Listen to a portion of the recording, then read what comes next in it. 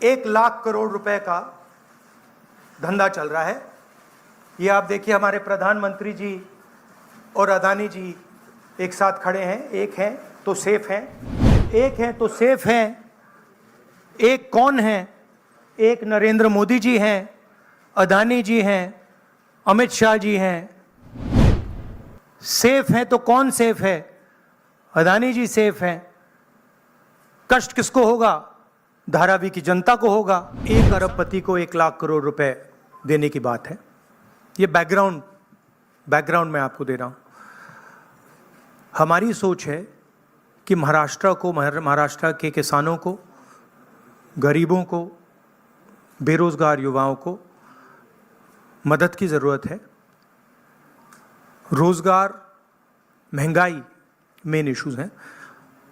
और हमने क्लियरली बोला है, हर भाषण में मैं बोलता हूं कि हमारी फोकस महिलाओं की मदद करने का है।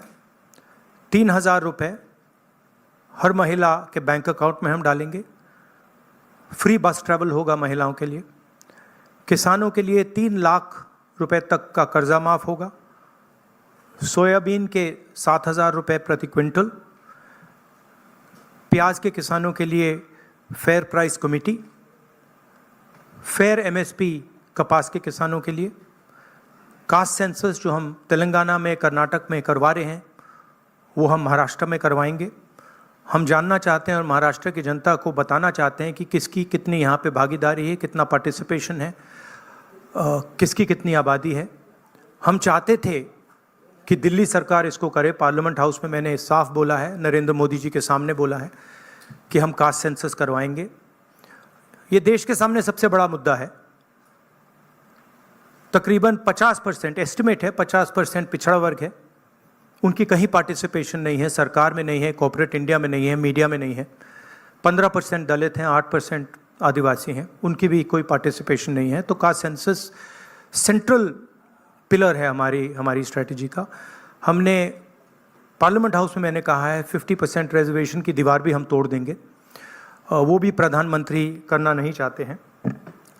हेल्थ इंश्योरेंस का हमारा यहाँ एक स्कीम है जो राजस्थान में बहुत सक्सेसफुल था। 25 लाख रुपए का स्वास्थ्य बीमा गरीब लोगों को, किसानों को, मजदूरों को, बेरोजगार युवाओं को ऑपरेशन की ज़रूरत हो, दवाई की ज़रूरत हो, MRI की ज़रूरत हो, जो भी मेडिकल फैसिलिटीज़ की ज़रूरत हो, 25 लाख रुपए तक की फैसिलिटी हमारी सरकार प्रोवाइड करेगी।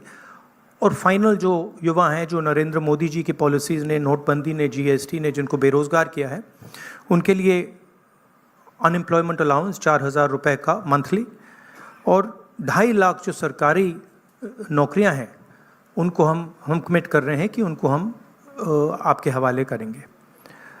तो ये हमारा प्रोग्राम है। मेन इशू वही है। एक तरफ अदानी जी खड़े हैं, धारावी पे निशाना है।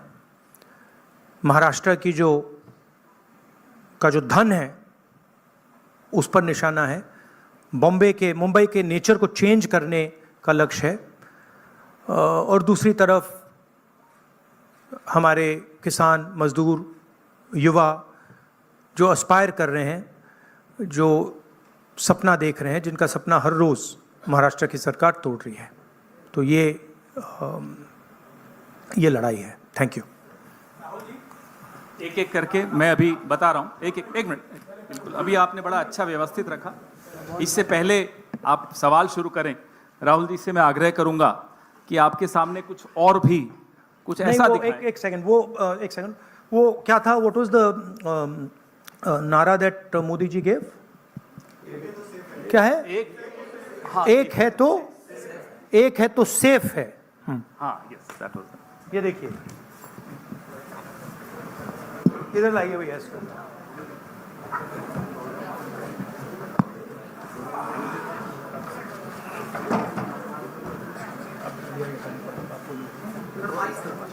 ये है नरेंद्र मोदी जी का एक है तो सेफ है। ये देखिए, एक है तो सेफ है।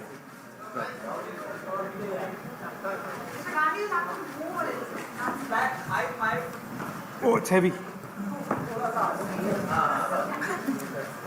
ये इसमें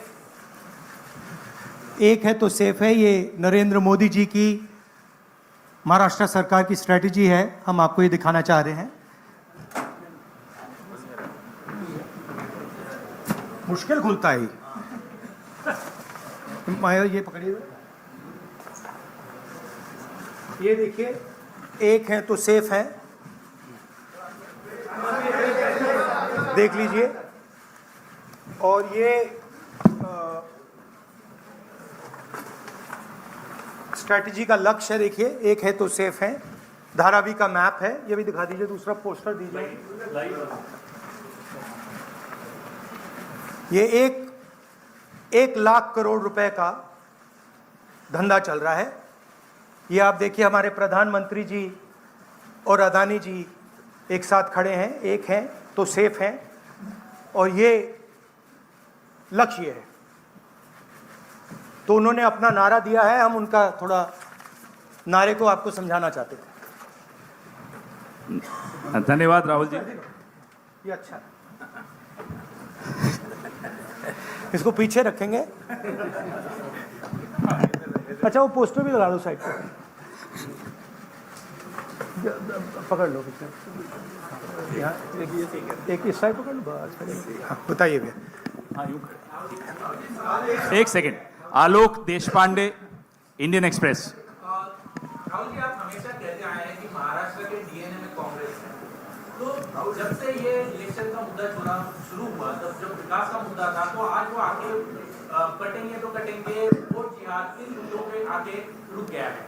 तो क्या आपको लगता है कि इन सारी स्लोगन्स की वजह से महाराष्ट्र के डीएनए को नहीं, उनका जो स्लोगन, मेन जो स्लोगन है, एक है तो सेफ है, वो मैंने इतनी अच्छी तरह आपको दिखाया है, उसको समझाया है कि एक है तो सेफ है। एक कौन है? एक नरेंद्र मोदी जी हैं, अदानी जी हैं, अमित शाह जी हैं। सेफ है तो कौन सेफ है? अदानी जी सेफ हैं। कष्ट किसको होगा? धारावी की जनता को होगा। नुकसान किसका होगा? धारावी की जनता को होगा। जो हिंदुस्तान की स्मॉल और मीडियम इंडस्ट्रीज हैं, जिसका एक चिन्ह धारावी है, उसको एक व्यक्ति के लिए खत्म किया जा रहा है। तो लड़ाई यही है। नारा उन्होंने दिया, हमने आपको समझा दिया। इस इलेक्शन का नारा मोदी जी ने दिया है और बिल्कुल सही नारा है। एक है तो सेफ है। सवाल है सेफ कौन है, सेफ किसका है, एक कौन है, यह सवाल है। दीपक भट्टू से लोकमत। राहुल जी, आज मार्केट में किसानों को सोयाबीन का 4,000 रुपया करीबन रेट मिल रहा है। एमएसपी है 4,830 रुपया। तो आपने कहा है कि हम लोग 7,000 रुपये देंगे अगर सत्ता पे आएंगे तो, और प्लस बोनस। तो 4,000 और 7,000 प्लस बोनस, ये जो डिफरेंस है वो कहाँ से कांग्रेस कॉम्पेंसेट करेगी? ये हमने सारे कैलकुलेशंस कर रखे हैं, हमारा एक्सपीरियंस है, हमने ऐसी ही पॉलिसीज छत्तीसगढ़ में चलाई हैं। तो financially there is no problem, this is easily feasible, we have done all the calculations. Study किया है हमने। अगर आप डिटेल्स चाहते हैं तो हमारी टीम से हम आपको पूरा फाइनेंशियल डिटेल्स, ये जो हमारी कमिटमेंट्स हैं, इसका पूरा फाइनेंशियल डिटेल हम आपको दे देंगे, कोई प्रॉब्लम नहीं है। रंजीत सिंह, ANI। अभी राहुल जी गुड मॉर्निंग। मैं रंजीत, ANI से। आप चूंकि काफ़ी केंद्रित हैं धारावी के मुद्दे को लेकर के, तो मैं सवाल करना चाहूँगा कि 2005 से धारावी में कोई डेवलपमेंट हुआ नहीं है, रीडेवलपमेंट के नाम पे अगर हम बात करें तो अब जो योजना वहाँ चल रही है, आप चूंकि कह रहे हैं कि बिलियनियर को लखपति बनाने की कोशिश है, लाख करोड़ का उनका टारगेट है। तो 2005 से अब तक जो विकास नहीं हुआ है, अब अगर शुरू हुआ है, उसमें आपको कमियां नजर आती हैं, और आप सरकार आने पे बदलने की बात भी की है महाविकास आघाड़ी ने। नहीं, विकास नहीं हुआ सवाल नहीं है, रीडेवलपमेंट। हाँ, रीडेवलपमेंट। हाँ, तो उसके लिए अगर सरकार आपकी आती तो योजना बंद होगी, तो वो पुनर्विकास और लंबा नहीं किया जाएगा? 3 साल या 5 साल कम से कम लगेंगे, फिर एक बार शुरू होके और लेट। देखिए, हमारी पोजीशन बिल्कुल क्लियर है। ये जो ज़मीन है, जो लोग धारावी में रहते हैं उनकी ज़मीन है, वो उस पे सालों से रह रहे हैं, वहाँ पे वो काम करते हैं, स्मॉल और मीडियम बिजनेसेस का हब है। धारावी को कन्वर्ट करने में दूसरी भी इश्यूज हैं। मैंग्रोव्स की जो ज़मीन है वो छीनी जा रही है, यहाँ पे बाढ़ आती है, ज़्यादा आएगी, लोगों को नुकसान होगा, और पूरा का पूरा काम एक व्यक्ति की मदद करने के लिए है। That is our objection. Our objection is that it is unfair, it is being done